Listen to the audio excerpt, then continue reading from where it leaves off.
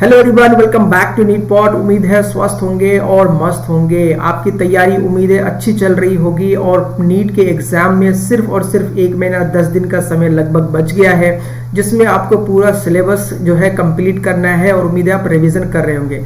आपके रिवीजन में थोड़ा सा और एड ऑन करने के लिए वन शॉट वीडियोस में लगातार बना रहा हूं और आज के इस वीडियो में हम बात करने वाले हैं वो है स्ट्रक्चरल ऑर्गेनाइजेशन ऑफ एनिमल्स। जी हाँ, इससे पहले मॉर्फोलॉजी ऑफ फ्लावरिंग प्लांट्स, फिर animal anatomy of flowering plants का वन शॉट आपने देखा और अब जो है हम बात करने वाले स्ट्रक्चरल ऑर्गेनाइजेशन ऑफ एनिमल्स में। दोस्तों, इस चैप्टर में कुछ इंपॉर्टेंट बातें जो आपसे शेयर करना है वो ये है कि कुछ सिलेबस जो है इससे रिड्यूस हो गया। जैसे कॉकरोच पहले था, उसको हटा दिया गया है, इसलिए कॉकरोच के बारे में इस बार आपको नहीं पढ़ना है। डिटेल में आपको फ्रॉग के बारे में पढ़ना है। तो आइए इस चैप्टर की शुरुआत करते हैं और सबसे पहले बात करते हैं कि स्ट्रक्चरल ऑर्गेनाइजेशन को आप जब पढ़ते हैं तो किसी भी एनिमल को 2 कैटेगरी में हम लोग डिवाइड करते हैं, लाइक यूनिसेलुलर एंड मल्टीसेलुलर। दोस्तों, यूनिसेलुलर जो होता है इस मींस जो सिंगल सेल का बना होता है और सारा सिंगल सेल का मतलब यह है कि एक ही सेल सारे काम के लिए रिस्पॉन्सिबल होता है, लाइक रेस्पिरेशन, एक्सक्रीशन, इसी तरह से डाइजेशन, वो सारा। जबकि मल्टी सेलुलर ऑर्गेनिजम्स जो होते हैं वो सारे काम जो है उनको अलग अलग सेल के लिए डिवाइडेड होता है, यानी जो मल्टीपल सेल्स होते हैं उनके फंक्शंस अलग अलग होते हैं। ठीक है, चलिए अब हम लोग बात करते हैं कि कुछ एनसीईआरटी के एग्जांपल्स दिए हुए जो आपको याद होने चाहिए। हाइड्रा के बारे में बताया गया है कि हाइड्रा जो होता है डिफरेंट टाइप्स ऑफ सेल से बना होता है। It may be like thousands of cells इसमें हो सकते हैं, है ना। इसी तरह से ह्यूमन बॉडी है, बिलियंस ऑफ सेल्स हो सकते हैं। तो ये सब लाइनें आपको याद रखना है। ये सारी एनसीईआरटी की लाइनें होती है जो हम आपको एक तरीके से मॉडिफाइड वर्जन में छोटे छोटे सेंटेंसेस में आपको बताने की कोशिश करते हैं। यहाँ इंपॉर्टेंट बात यह है कि जितने भी एनिमल्स की हम लोग बात करते हैं वो सिर्फ और सिर्फ 4 बेसिक टाइप्स ऑफ के टिश्यूज से बने होते हैं और उन्हीं 4 बेसिक टाइप्स के टिश्यूज से हमारे जितने भी ऑर्गन्स बनते हैं, जितने भी ऑर्गन सिस्टम बनते हैं, इन्हीं 4 बेसिक टाइप्स के टिश्यूज होते हैं। उनमें से सबसे पहला है, आपको बता दो, एपिथेलियल है, दूसरा कनेक्टिव टिश्यू है, मस्कुलर है और न्यूरल टिश्यूज है। इन 4 को फर्दर फिर क्लासिफाई किया जाता है, वो अभी फिलहाल आपको नहीं बताना है। सिर्फ आपको यहाँ ये ध्यान रखना है कि जितने भी एनिमल्स होते हैं उनमें सिर्फ 4 ही बेसिक टाइप्स के टिश्यूज होते हैं और उन सारे टिश्यूज का काम क्या है, डिफरेंट टाइप्स के ऑर्गन्स को फॉर्म करना, जैसे स्टमक, लंग्स, हार्ट और किडनी। तो ये कुल मिलाकर के 4 टाइप्स के टिश्यूज ही बनाते हैं। अब आइए, मैंने जैसे इससे पहले भी कहा था कि हम लोग एनसीईआरटी लाइन बाय लाइन करेंगे ताकि किस लाइन से एनसीईआरटी की किस लाइन से आपको क्वेश्चन पूछ दिया जाए आप नहीं जान सकते, आप नहीं अनुमान लगा सकते। इसीलिए अब देखिए, फर्स्ट अगर एनसीईआरटी का पेज खोलेंगे आप तो देखिए इन द प्रीसीडिंग चैप्टर्स, यहाँ से देख लीजिए, variety of organism both the unicellular multicellular of the animal kingdom. In unicellular organisms all functions like digestion, respiration, reproduction are performed by a single cell. In the complex body of the multicellular animals the same basic functions are carried by the different groups of cells in a well organized manner. Okay, अब यहाँ पे देखिए simple organism like hydra की बात करें, made of different types of cells and the number of cells in each type can be thousands. मतलब आपको पूछा जा सकता है कि हाइड्रा का जो ऑर्गेनाइजेशन होगा, डिफरेंट टाइप्स के सेल्स, कितने टाइप्स के सेल्स बन सकते हैं, तो ये आप थाउजेंड्स आप जरूर याद रखोगे, right. Human body is composed of billions of cells perform various functions. How do these cells in the body work together, कैसे काम करता है उसके बाद यहाँ पे देखिए इंपॉर्टेंट बात यह है कि multicellular animals, a group of similar cells along with intercellular substances perform a specific function such an organism is called as tissue। यानी काफी सारे सेल्स मिल जाते हैं तो टिश्यू बनाता है। ये बहुत बेसिक सी जानकारी है। आगे बात करते हैं हम लोग कि these tissues are organized in a specific, अच्छा उससे पहले देखिए, all complex animal consist of only 4 basic types of tissue. जैसे मैंने कहा आपको कि epithelial tissue, connective tissue, neural tissue और स्केलेटल टिश्यू जो होते हैं इन 4 से ही मिलकर बना होता है। ठीक है, when 2 or more organs perform a common function by their physical or chemical interaction, they together form an organ system, digestive system, respiratory system, etc. Cells, tissues, organ system split up to the work in a way that exhibit the division of labor। division of labor का मतलब है कि हर cell का, जितने भी sales हैं उनके जो फंक्शंस होते हैं वो स्पेसिफिक होते हैं, यानी फंक्शंस जो होते हैं ये स्पेसिफिक फंक्शंस होते हैं। यहाँ ध्यान रखने वाली बात होती है, इसी को डिवीजन ऑफ लेबर कहा जाता है। जो यूनिसेलुलर ऑर्गेनिज्म होता है उसमें ये डिवीजन ऑफ लेबर नहीं पाए जाते हैं। क्लियर है। चलिए, ऑर्गन और ऑर्गन सिस्टम के बारे में ये है। अब यहां बात करते हैं जो आपके सिलेबस में दिया हुआ है, वो है आपका फ्रॉग। जी हाँ, फ्रॉग के बारे में डिटेल में पढ़ना है आपको। जितने भी इंपॉर्टेंट फीचर्स है वो सारा फ्रॉग के बारे में है। अपडेटेड एनसीईआरटी में पढ़ेंगे, अब तो फ्रॉग के बारे में ही दिया हुआ है आपके यहाँ, यानी इंडिया में। हमारे यहाँ इंडिया में जो कॉमन स्पीशीज है Rana tigrina, most common species in India. यहाँ पे 2-3 बातें आपको ध्यान रखना है। Animal kingdom Animalia, phylum Chordata, और क्लास जो है वो एम्फीबिया है। एम्फीबिया का मतलब होता है डुअल, यानी एम्फी का मतलब डुअल, बायोस मतलब लाइफ, यानी जिसके पास 2 लाइफ हो सकती है या 2 तरीके से लाइफ को व्यतीत कर सकती है, यानी पानी में, वाटर में और लैंड में, तो इसीलिए उसको एम्फीबियन बोलते हैं। इनके फीचर्स क्या होते हैं? जब आप फ्रॉग को देखते हैं तो वो एक्चुअल में कुछ फीचर्स उनके अलग अलग होते हैं। फॉर एग्जांपल हैबिटेट की बात करें, लैंड एंड वाटर दोनों, और दूसरा है कोल्ड ब्लडेड या पोइकिलोथर्मिक। पोइकिलोथर्मल क्या कहते हैं? जो कि अपने body those can not regulate the body temperature. जी हाँ, can not regulate the body temperature, जो अपने बॉडी के टेम्परेचर को रेगुलेट नहीं कर पाते हैं, उसे हम कोल्ड ब्लडेड या पोइकिलोथर्मल कहते हैं। अब यहाँ पे एनसीईआरटी में एक वर्ड दिया हुआ है, ये आपको ध्यान देना है, स्टार मार्क कर देना है। इसको बोलते हैं कैमोफ्लेज। कैमोफ्लेज कहते हैं वो एबिलिटी जो अपने दुश्मनों के वजह से अपना रंग चेंज कर लेता है, या यूं कह लें कि अब जो एबिलिटी होती है जिसके पास अपने बॉडी के कलर को चेंज करने के लिए, उसी को हम कैमोफ्लेज कहते हैं। फ्रॉग में ऐसा माना जाता है the ability to change the colour to hide from enemies. जी हाँ, दुश्मनों से अपने आप को छुपाने के लिए, हाइड करने के लिए अपनी बॉडी के कलर को ये बदलते रहता है, इसी को कैमोफ्लेज कहते हैं। This protective colouration is called mimicry करती है। अब यहाँ पे इंपॉर्टेंट बात यह है कि फ्रॉग में 2 इंपॉर्टेंट कैरेक्टरिस्टिक फीचर्स पाए जाते हैं। एक को बोलते हैं एस्टिवेशन। एस्टिवेशन क्या होता है? इसका जो नॉर्मल वर्ड में अगर आप बात करोगे तो इसको बोलते हैं समर स्लीप। ठीक है, एस्टिवेशन को बोलते हैं समर स्लीप, और हाइबरनेशन को बोलते हैं winter sleep. This is winter sleep. देखो, समर स्लीप क्या होता है? जब फ्रॉग जो होता है वो बिल्कुल एम्बिएंट टेम्परेचर पे, या यूं कह ले कि जो उनके लिए अनुकूल होता है उसी टेम्परेचर पे वो सरवाइव कर सकता है। ना तो बहुत ज्यादा गर्मी, ना बहुत ज्यादा ठंडी में वो सरवाइव नहीं कर पाएगा। यही वजह है कि बहुत ज्यादा एक्सट्रीम कंडीशन में अगर टेम्परेचर चला जाता है तब वो एस्टिवेशन कर लेता है, मतलब अपने आप को डॉर्मेंसी में लेके चले जाता है, वो छुप जाता है। इसी तरह से हाइबरनेशन कर लेता है, बहुत ज्यादा जब ठंड होती है तो भी ये सरवाइव नहीं कर पाएगा, उस हिसाब से भी अपने आप को वो बिल्कुल एक सुरक्षित स्थान में लेके चला जाता है, इसको बोलते हैं हाइबरनेशन। आई थिंक ये आपको क्लियर होगा एस्टिवेशन और हाइबरनेशन किसे कहते हैं, जो फ्रॉग में ये दोनों ही कैरेक्टरिस्टिक फीचर्स पाए जाते हैं। अब बात करते हैं इसकी मॉर्फोलॉजी की। मॉर्फोलॉजी की बात करेंगे दोस्तों, तो यहाँ पे आपको जो स्किन है वो स्किन जो है स्मूथ स्लिपरी मिल जाएगा, उसमें म्यूकस पाया जाता है। ये स्किन दिख रहा है ये आपको, ये स्किन जो होता है इसमें चूंकि म्यूकस मेम्ब्रेन होती है, जिसकी वजह से ये चिपचिपा हो जाता है, और इसका जो कंडीशन होता है वो हमेशा मॉइस्ट रहता है, मॉइस्ट बना रहता है। अगर इसका साइड में देखें तो डॉर्सल और वेंट्रल साइड, डॉर्सल साइड जो होता है ये देखिए ओलिव ग्रीन दिखता है, ये आपको देख रहे हैं ओलिव ग्रीन, ये ओलिव ग्रीन दिखता है, और जो वेंट्रल साइड में है उसका पेल येलो, ये देख रहे हैं पेल येलो की तरह दिखता है। इसका ये डॉर्सल साइड है, इसका वेंट्रल साइड ये हुआ।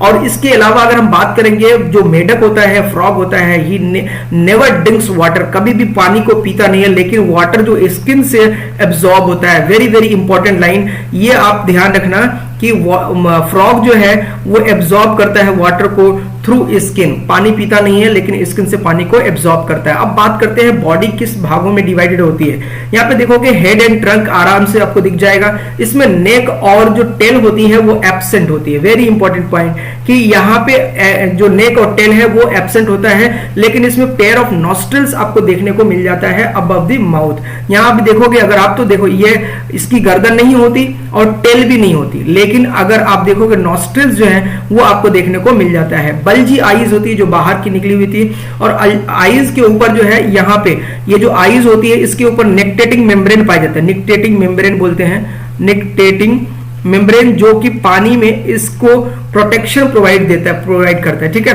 Bulgy eyes, nictitating membrane protect eyes in water.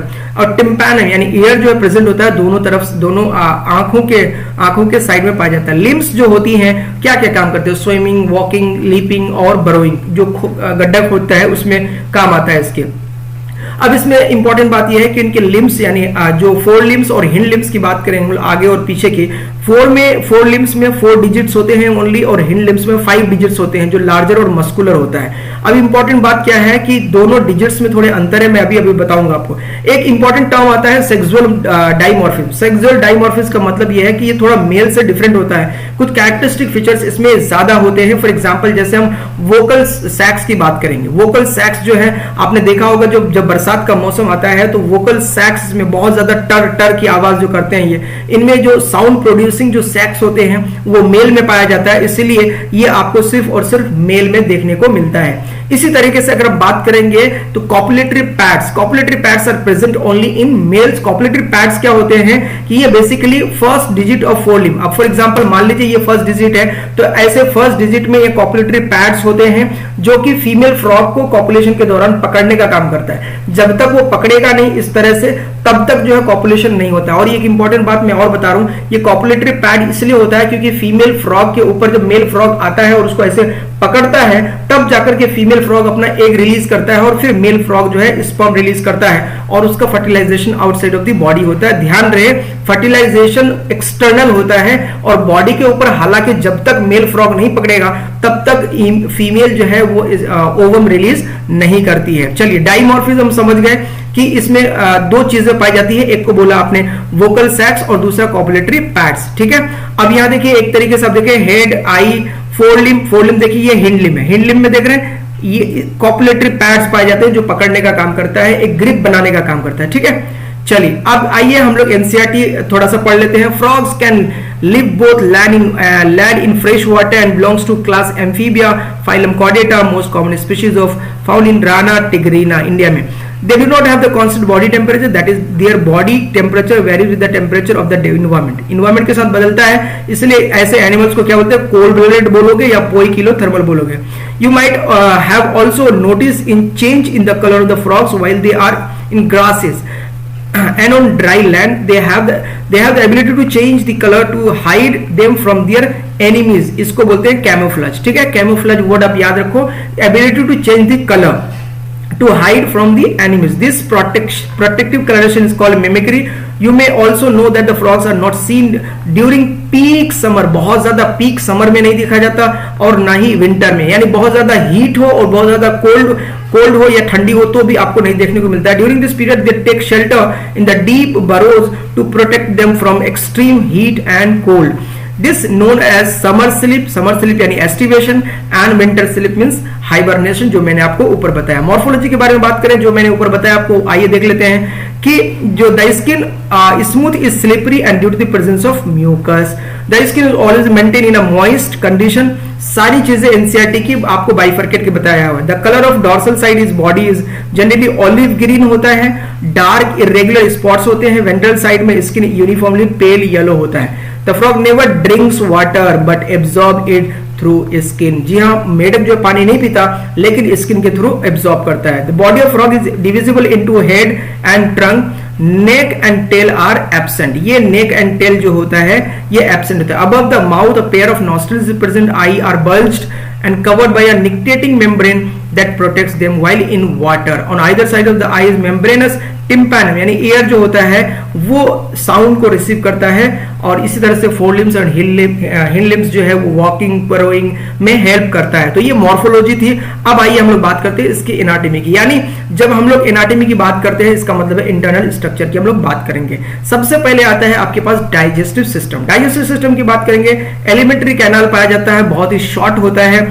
Digestive gland होता है, लीवर, गॉल ब्लैडर, पैंक्रियाज जैसे हमारे में होता है उसी तरह से इसमें होता है। लेकिन यहाँ पे इंपॉर्टेंट बात क्या है कि इंटेस्टाइन के बारे में बात करेंगे हम लोग, छोटा होता है। माउथ खुलता है, बक्कल कैविटी एज यूजुअल जैसे हमारे में खुलता है, फिर फेरिंग्स में, फिर ईसोफेगस में। ईसोफेगस देखिए क्या है, शॉर्ट ट्यूब लाइक स्ट्रक्चर होता है और स्टमक में खुलता है। स्टमक खुलता है इंटेस्टाइन में। अब यहाँ इंपॉर्टेंट बात की शॉर्ट होता है, और ये शॉर्ट क्यों होता है, क्योंकि ये बिकॉज ये दीज आर दी कार्निवोरस, छोटे छोटे इंसेक्ट, छोटे छोटे एनिमल्स को या यूं कह लीजिए दूसरे अदर एनिमल्स को ये खा जाता है, इसीलिए ये कार्निवोरस होता है। और याद रखिए कार्निवोरस जितने होते हैं उनका जो इंटेस्टाइन होता है वो छोटा होता है। ठीक है, रेक्टम इंटेस्टाइन खुलता है रेक्टम में, और यहाँ पे एक स्पेशल स्ट्रक्चर है दैट इज क्लोका। क्लोका जो है, कुछ लोग क्लोएका पढ़ते हैं, आप क्लोका भी पढ़ सकते हैं। तो this is cloaca, very very important structure जो आपको फ्रॉग में देखने को मिलता है। क्यों? क्योंकि ये जो है कई चीजों का इसमें, फॉर एग्जांपल किडनी इसमें खुलता है, यूरेटर इसमें खुलता है, यूरिनोजेनिटल ट्रैक खुलता है इसमें, आगे चल के हम लोग बात करेंगे, इसीलिए क्लोका बहुत ही इंपॉर्टेंट है। एनसीईआरटी लाइन एक लिखती है, एक छोटा सा डेफिनेशन इसका, small medium chamber use to pass faeces, urine and gametes. जी हाँ, ये एनसीईआरटी की लाइन है, मतलब अलग से कुछ बताया नहीं है, हालांकि क्लोका का बहुत सारा काम है, लेकिन ये क्या है कि एक छोटा सा चैम्बर है जहां पे फीसेस आते हैं, यूरिन आ सकता है और गैमिट आ सकता है, मतलब तीनों चीज के लिए एक्सक्रीटरी ऑर्गन का काम करता है, यूरिन पास करने के लिए काम करता है और गैमिट भी इसी में आता है, और फाइनली क्लोकल एपर्चर के द्वारा ये जो है बाहर खुल जाता है। तो ये कुछ डाइजेस्टिव सिस्टम का जो है आउटलाइन है, एनाटॉमी जब आप देखेंगे। अब बात करते हैं आगे, तो फूड जो होता है बाइलोब टंग के द्वारा, टंग जो है बाइलोब होता है, दो लोब में बटा हुआ होता है, और ये एनसीईआरटी का डायग्राम है, जब आप देखोगे तो कुल मिला के आप देखो दोनों तरफ ब्राउनिश कलर का आपको लिवर दिख जाता है, दिस इज स्टमक। ये वाला पार्ट देखिए, ये इंटेस्टाइन है, ठीक है, इंटेस्टाइन है, और धीरे धीरे ये आगे चल के रेक्टम में खुलता है, दिस इज रेक्टम, और ये यूरेटर है। ये वाला पोर्शन जो है this is cloaca, urinary bladder, और यहां आपस में ये वाला जो है ये क्लोका है, ठीक है। और आगे क्लोकल एपर्चर पाया जाता है, जो अभी मैंने आपको बताया, और ये दोनों तरफ ये जो निकल रहा है ये किडनी है, और फैट बॉडीज होती है। फैट बॉडीज में क्या होता है, फैट बॉडीज जो होता है जब ये एस्टिवेशन में जाता है, यानी फैट बॉडीज क्या करता है, ये एनर्जी प्रोवाइड करता है। कब प्रोवाइड करता है, during aestivation and winter sleep जो होता है हाइबरनेशन। क्योंकि उस वक्त तो उसको खाना पीना कहां से मिलेगा, तो ये फैट बॉडीज से ही एनर्जी प्रोवाइड होती है इसको, ठीक है, ये फैट बॉडीज, बस यही काम है इसका, और उससे ज्यादा कुछ काम नहीं। जैसे कि आप देख सकते हो गॉल ब्लैडर भी है, हार्ट भी है, हालांकि हार्ट जो इसका 3 चैम्बर्ड है, सीधा सीधा दिख रहा है आपको, 2 ऊपर में ऑरिकल है और एक वेंट्रिकल है। आइए अब बात करते हैं लिवर के बारे में। लिवर हमेशा क्या करता है, सिक्रीट करता है बाइल को, स्टोर इन गॉल ब्लैडर में स्टोर हो जाता है, और डाइजेशन जो होता है बेसिकली वो HCl और गैस्ट्रिक जूसेस के द्वारा होता है, जैसे हम लोगों में होता है। काइम क्या होता है, काइम होता है पार्शियली डाइजेस्टेड फूड को हम लोग काइम बोलते हैं। अभी इंपॉर्टेंट क्या है कि स्टमक से जैसे ही आगे चलता है, यानी पार्शियली डाइजेस्टेड फूड, काइम जो होता है ये ड्यूडेनम स्मॉल इंटेस्टाइन का पार्ट होता है। स्मॉल इंटेस्टाइन में गॉल ब्लैडर से जो सिक्रीट हो रहा है बाइल वो आएगा, साथ ही पैंक्रियाज से जो सिक्रीट होगा पैंक्रियाटिक जूस वो आएगा। पैंक्रियाटिक जूस डाइजेशन में हेल्प करेगा, जैसे प्रोटीन है, कार्बोहाइड्रेट है, इन सब के डाइजेशन में हेल्प करता है पैंक्रियाटिक जूस। जबकि बाइल जो आता है वो फैट को इमल्सिफाई करता है, फैट को इमल्सिफाई करने के लिए क्या है, बाइल है, ठीक है। अब बात करते हैं हम लोग इंटेस्टाइन की, तो इंटेस्टाइन में जैसे फूड आएगा फाइनल डाइजेशन यहीं पे होता है, और उसके बाद जो अनडाइजेस्टेड फूड वेस्ट मटेरियल होता है वो रेक्टम में जाएगा और क्लोका के द्वारा बाहर निकल जाएगा। आइए अब एक बार एनसीईआरटी रीड करते हैं। Food is captured by the bilobed tongue, digestion of food takes place by action of HCl and gastric juices secreted by walls of the stomach. Partially digested food called chyme जो मैंने बताया is passed from stomach to the first part of the small intestine, duodenum है। The duodenum receives the bile from the gallbladder से करेगा, and pancreatic juice from the pancreas through a common bile duct. Bile emulsifies the fat, pancreatic juices digest carbohydrate, protein. Final digestion takes place in intestine. Digested food is absorbed by the numerous finger-like folds in the inner wall of the intestine called villi and microvilli, जैसे हमारे में होता है। The undigested solid waste move into the rectum, pass out through the cloaca। तो कुल मिलाकर के यहाँ पे अगर आप देखेंगे तो जितना स्ट्रक्चर आपको बताया ऊपर एनाटॉमी, उसी हिसाब से जो है आपका डाइजेशन जैसे हम लोगों में होता है उसी तरह से इसमें होता है।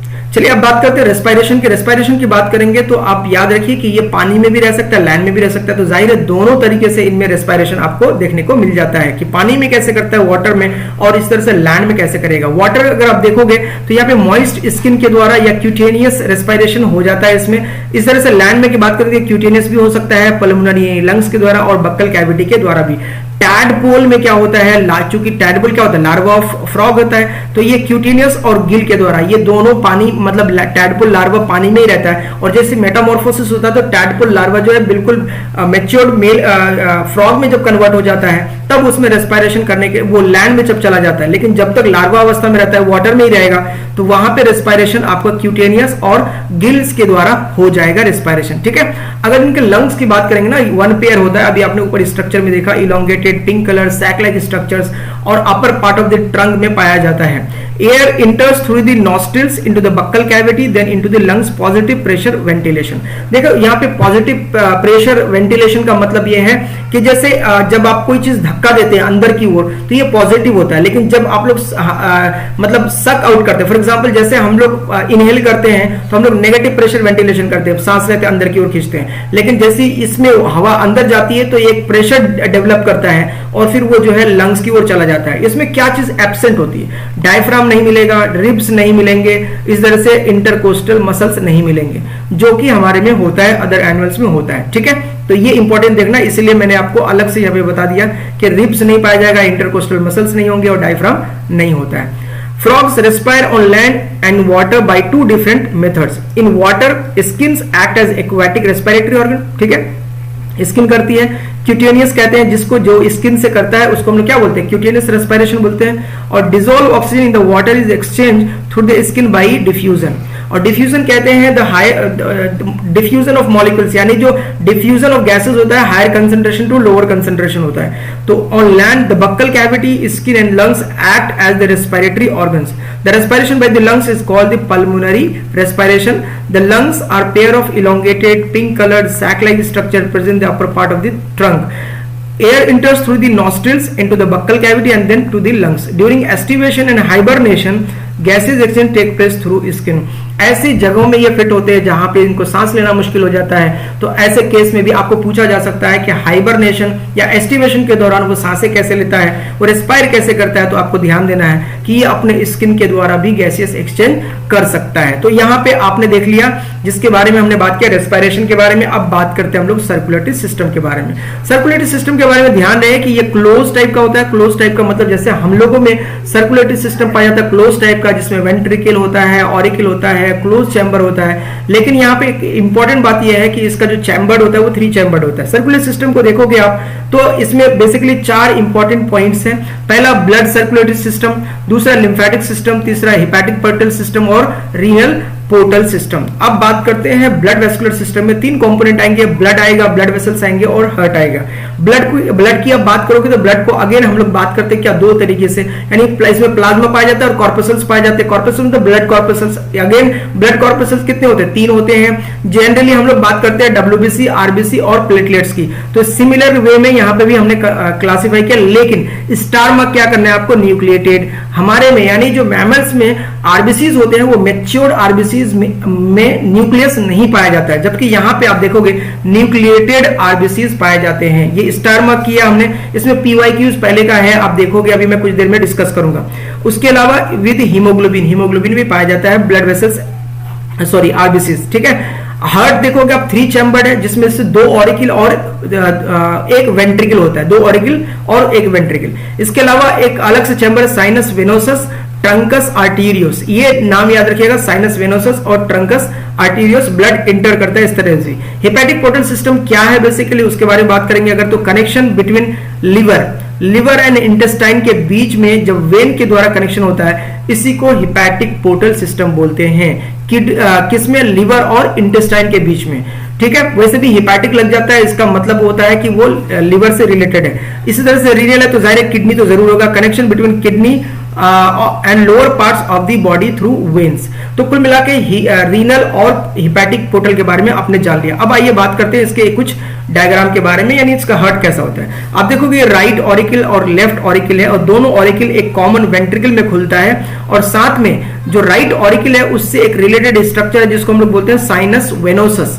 साइनस वेनोसस से ब्लड जो है इंटर करता है राइट ऑरिकल में, ट्रायंगुलर शेप में होता है, opens to right auricle, receives deoxygenated blood. Very very important, आपको पूछा जा सकता है साइनस वेनोसस में किस टाइप का ब्लड इंटर होगा, ऑक्सीजनेटेड या डीऑक्सीजनेटेड। अब बात करते हैं, यहाँ पे एक और इंपॉर्टेंट स्ट्रक्चर है जिसको हम लोग बोलते हैं कोनस आर्टीरियोसस। कोनस आर्टीरियोस ये जो होता है on ventral side of heart पाया जाता है, वेंट्रिकल्स ओपन इनटू इट। मतलब ये जो ब्लड यहां से आएगा दोनों ऑरिकल से अल्टीमेटली वेंट्रिकल में आएगा, और वेंट्रिकल से यहां ब्लड जाएगा किसमें? कोनस आर्टीरियोसिस में। या कुल मिला के कह सकते हैं कि कोनस आर्टीरियोसिस जो है वो वेंट्रिकल में ओपन होता है, क्योंकि ब्लड इसी से इंटर होकर जाएगा। ठीक है, चलिए अब यहाँ पे एक क्वेश्चन देखते हैं। Frog's heart when taken out of the body continues to beat for some time. NEET 2017 में पूछा गया है, ये प्रीवियस ईयर का क्वेश्चन है। क्यों धड़कता है, मतलब जब हार्ट को बाहर कर दिया जाए तो कुछ देर के लिए वो धड़कता रहता है। Select the best option from the following statement. Frog is poikilothermal. Frog does not have any coronary circulation. Heart is myogenic in nature. Heart is auto excitable. देखिए poikilothermal नहीं हो सकता, ये बॉडी के टेम्परेचर से रिलेटेड है, हमें आपको हार्ट के रिलेटेड बताना है। Does not have any coronary circulation, ये भी नहीं हो सकता। Heart is myogenic in nature, heart जो मायोजेनिक होता है और ऑटो एक्साइटेबल पाया जाता है। तो अब यहाँ पे इंपॉर्टेंट बात ये है कि ये जो आंसर होगा आपका क्या होगा, 3 and 4, 3 and 4 ये आंसर हो जाएगा। ठीक है, चलिए अब एक और क्वेश्चन देखिए। Frogs differ from human in possessing, अब ये मेंस 2011 में पूछा गया था, किस तरह से ये अलग है ह्यूमन बीइंग से। Nucleated RBCs, paired cerebral hemisphere, hepatic portal system and thyroid as well as parathyroid. अभी मैंने आपको बताया कि ये इसका जो आरबीसीज होता है वो न्यूक्लिएटेड होता है, ऊपर देखोगे आप, यहाँ पे देखो मैंने स्टार मार्क लगाया था। ठीक है, ये न्यूक्लिएटेड आरबीसीज होता है, जबकि हमारे में जो आरबीसीज होते हैं वो विदाउट न्यूक्लियस होते हैं, यानी मैच्योर आरबीसीज में न्यूक्लियस नहीं पाया जाता है। यहाँ तक कोई प्रॉब्लम नहीं, प्रॉब्लम होने पे आप कमेंट जरूर करना, मैं कमेंट करके आंसर कर दूंगा। कंट्रोल एंड कोऑर्डिनेशन, अब इसके नर्वस सिस्टम की बात करेंगे तो जैसे हमारे में पाया जाता है वैसे इसमें भी नर्वस सिस्टम पाया जाता है। अगेन न्यूरल सिस्टम है और एक इंडोक्राइन सिस्टम है। ठीक है, न्यूरल सिस्टम को पहले बात करेंगे तो हमारे में जैसे सीएनएस, पीएनएस और एएनएस होता था।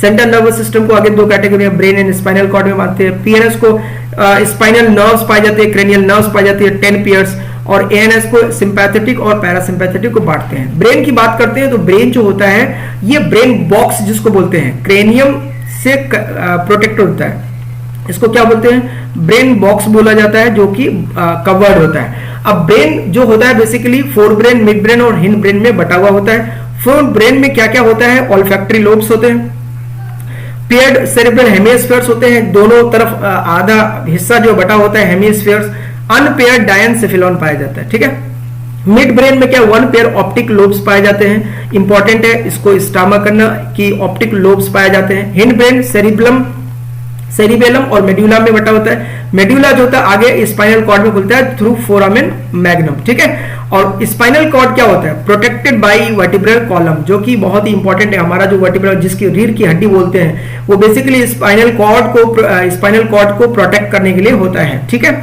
अब आते हैं हम लोग इसके सेंस ऑर्गन के बारे में। हमने सर्कुलेटरी सिस्टम पढ़ लिया, ब्रेन सिस्टम यानी नर्वस सिस्टम पढ़ लिया, अब सेंस ऑर्गन की बात करेंगे तो इसमें सेंस करने के लिए सेंसरी पेपिली पाया जाता है, टेस्ट बर्ड्स पाए जाते हैं, स्मेल नेजल एपिथेलियम पाया जाता है, eyes one pair small eyes having only one unit, hearing tympanum with internal ears, no external ear, external ear इसमें नहीं दिखाई देते हैं, इंटरनल पाया जाता है जिसको आपने यहाँ पे पढ़ा टिम्पैनम। ठीक है, टिम्पैनम बोलते हैं जो इंटरनल एयर पाया जाता है दोनों तरफ से। अब ईयर जो है हियरिंग और बैलेंसिंग ऑफ बॉडी, हमारे में भी यही काम आता है। चलिए अब आइए एनसीईआरटी थोड़ा पढ़ लेते हैं। Frog has different types of sense organs, namely organs of touch, sensory papillae, taste buds, nasal epithelium, vision for eyes and hearing tympanum with internal years.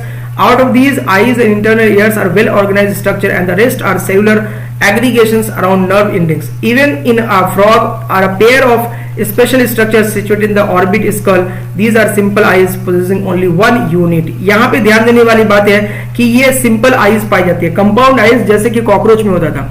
Simple eyes का मतलब है जैसे हमारे में भी सिंपल आईज होते हैं, एक यूनिट होती है। मतलब अगर मैं अभी आपके तरफ देख रहा हूं तो सिर्फ आपके तरफ देख सकता हूं, आपके फॉर एग्जांपल, लेकिन अगर कॉकरोच को देखो तो कंपाउंड आईज पाई जाती है। कॉकरोच क्या करते हैं, एक समय में आपके ऊपर हेड को, सिर को, पैर को, सबको एक देख सकता है चारों तरफ से, क्योंकि उसके मल्टीपल यूनिट होते हैं जिसकी वजह से आपको अलग अलग दिशाओं में दिखता है। लेकिन हम लोग क्या कर सकते हैं, एक टाइम पे एक ही ओर देख सकते हैं। ठीक है, एक ही बॉडी के पार्ट को देख सकते हैं, लेकिन कॉकरोच में कंपाउंड आईज होने की वजह से उसमें मल्टीपल यूनिट्स पाए जाते हैं। External ear is absent in frogs and only tympanum can be seen externally. The ear is an organ of the ear as well as balancing and equilibrium. यहाँ तो कोई प्रॉब्लम नहीं। चलिए अब बात करते हैं हम लोग एक्सक्रीटरी सिस्टम के बारे में। एक्सक्रीटरी सिस्टम इसका बहुत ही एक तरह से इंपॉर्टेंट है क्योंकि इससे रिलेटेड रिप्रोडक्टिव सिस्टम भी है। एडल्ट फ्रॉग में आप देखोगे तो एक्सक्रीटरी मटेरियल के रूप में आपको मिल जाता है यूरिया, इसलिए इसको यूरियोटेलिक बोलेंगे। लेकिन जो टैडपोल होता है वो नाइट्रोजनस वेस्ट कैसा होता है, अमोनिया होता है। अब आपको पता है कि अमोनिया जो होता है ये बहुत ही ज्यादा टॉक्सिक होता है, इसीलिए ज्यादातर टाइम में ये चूंकि टैडपोल में होता है तो ये वाटर में आपका रिलीज हो जाता है। ठीक है, यूरिनरी ब्लैडर थिन वॉल्ड होता है, किडनीज वन पेयर होता है, दीज आर दी किडनी, जो आपको दिख रहा है ये किडनी है दोनों तरफ, है ना। एड्रिनल ग्लैंड पाया जाता है इसमें, dark red bean shade, posteriorly present both sides of the vertebral column, nephron और यूरिनिफेरस टिब्यूल्स पाए जाते हैं। अब ये किडनी दोनों जो है आगे चल के ये वाला पोर्शन जो देख रहे हो आप, ये इसको बोलते हैं क्लोका, ठीक है। ये क्लोका, CLOAC, क्लोका या क्लोएका कुछ लोग पढ़ते हैं। और ये यूरेटर जो होता है इसको यूरिनोजेनाइटल डक्ट्स बोलते हैं इन मेल फ्रॉग। सेम चीज है, क्या यूरेटर है, इसको यूरिनोजेनाइटल डक्ट बोलते हैं फ्रॉग में, फीमेल में ऐसा नहीं बोलते हैं, ठीक है। ये वाला पार्ट यूरिनरी ब्लैडर है। अब इससे रिलेटेड है मेल रिप्रोडक्टिव सिस्टम और फीमेल रिप्रोडक्टिव सिस्टम, जो बहुत इंपॉर्टेंट है, उसके बारे में बात करते हैं। मेल रिप्रोडक्टिव सिस्टम को अगर आप देखोगे तो again one pair of testis आपको देखने को मिल जाएगा, दीज आर दी टेस्टिस, ये दोनों तरफ टेस्टिस होता है। इससे रिलेटेड जो है रेटी टेस्टिस निकलते हैं और फिर वासा एफरेंशिया, जो कि आगे चल के किडनी के अंदर में बीडर्स कैनाल उपस्थित होते हैं, उसमें जाके खुलता है। तो यह ओवाइड होता है, येलो होता है, adhere to upper part of the, अब ये एनसेडी ग्लैंड है, adhere to upper part of the kidneys through mesorchium, ये मेसोर्कियम के द्वारा अपर पार्ट ऑफ किडनी में पाया जाता है, जो कि आगे चल के बिडर्स कैनाल में खुलता है। बिडर्स, ये साइंटिस्ट के नाम पे है, बिडर्स कैनाल, इसमें जाके खुल जाता है। कौन? टेस्टिस के बारे में बात करते हैं, ठीक है। अब वासा एफरेंशिया 10 से 12 इन नंबर होता है, arise from testis, enters into kidney on their sides. अभी इसका सीक्वेंस जरूर याद रखिए कि इससे सवाल बनता है। देखिए सबसे पहले नंबर में क्या है, टेस्टिस है।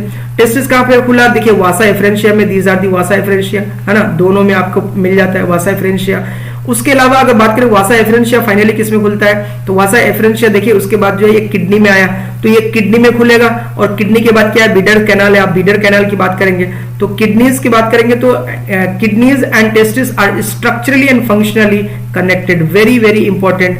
यहां पे मेल में ऐसा देखने को मिलता है कि ये स्ट्रक्चर और फंक्शन के हिसाब से कनेक्टेड होते हैं, किसमें? Only in male. फीमेल में ऐसा नहीं होता है, वो फंक्शनली कनेक्टेड नहीं होते हैं। बिडर्स कैनाल देखिए, किडनी आ गया, उसका bidder canal, bidders canal communicated with urinogenital duct. ये जो यूरेटर है इसको मेल में, अभी मैंने ऊपर में बताया आपको, इसको बोलते हैं यूरिनोजेनाइटल डक्ट, यूरिनोजेनाइटल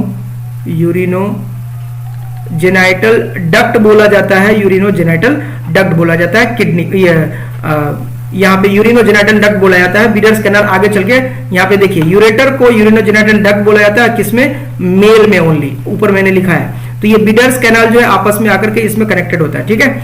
चलिए अब बिडर्स कैनाल को देख लिया आपने, फिर क्या करता है, comes out of kidneys open to cloaca. अब आइए एनसीईआरटी पढ़ते हैं। Male reproductive organs consist of a pair of yellowish and ovoid testis which are found adhere to the upper part of the kidneys by a double fold of peritoneum called mesorchium. मैंने बोला अभी vasa efferentia are 10 to 12 in number that arise from the testis, they enters to the kidney।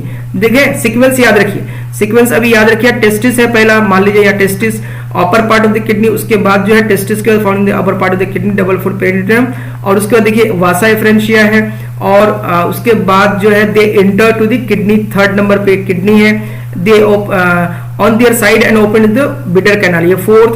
Finally it communicates with the urinogenital duct, ये fifth. ये वाला sequence याद रखिए, आपको एक सवाल हल होगा। Duct that comes out the kidneys and open into the cloaca. The cloaca is a small medium chamber that is used to pass fecal material, urine, sperms to exterior part of the body। ठीक है। अब आइए एक सवाल है, ये I think 2017 या 18 में पूछा गया था। Select the correct route for passing the sperms the male frogs। ये PYQ है, ठीक है। क्या है, टेस्टिस के बाद वासा एफरेंशिया, किडनी, सेमिनल वेसिकल्स, यूरिनोजेनेटर। ये नहीं हो सकता, यहाँ पे बात हमने की नहीं सेमिनल वेसिकल्स की।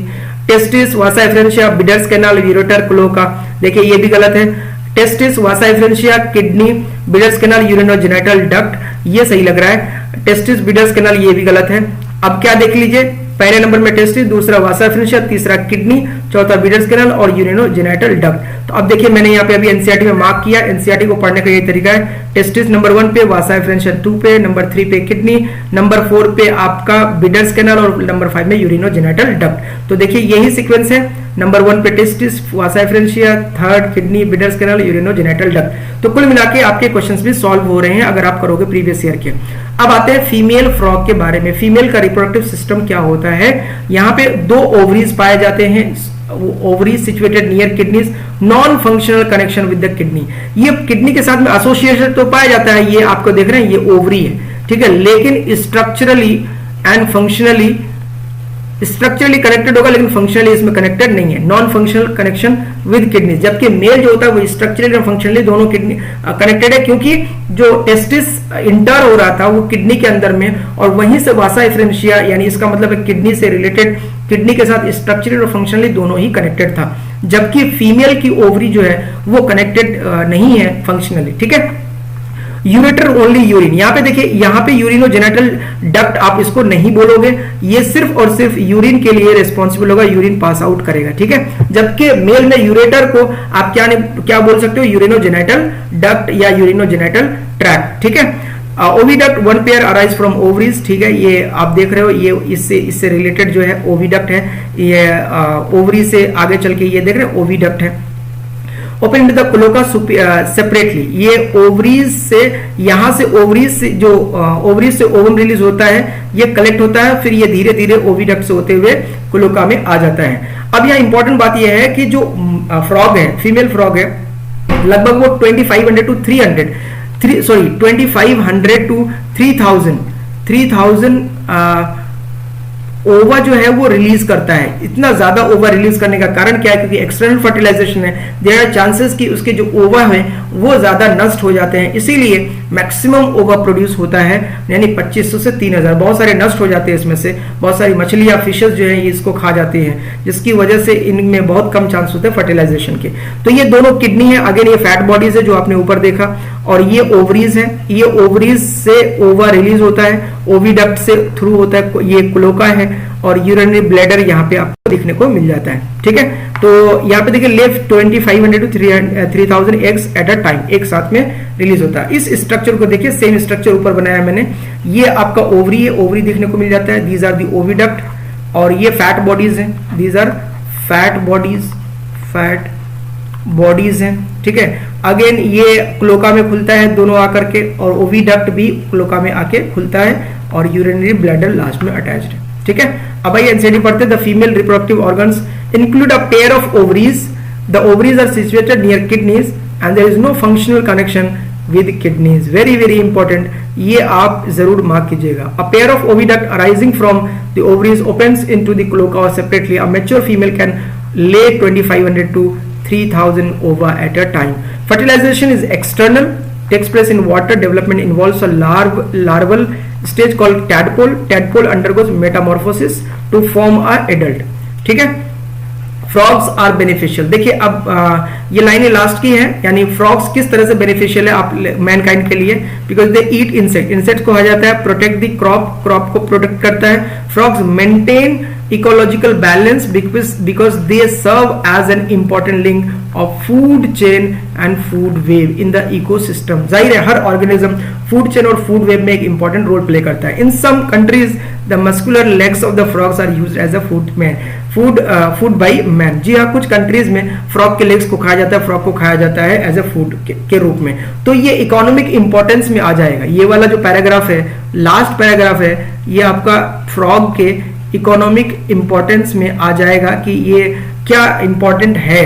फ्रॉग इंसेक्ट खाता है, फ्रॉग जो है वो फूड चेन और फूड वेब में इंपॉर्टेंट रोल प्ले करता है, और साथ में कुछ कंट्रीज में इसको खाया जाता है। फर्टिलाइजेशन अगेन मैंने कहा जैसे एक्सटर्नल होगा, इनसाइड वाटर होगा, डेवलपमेंट इनडायरेक्ट है।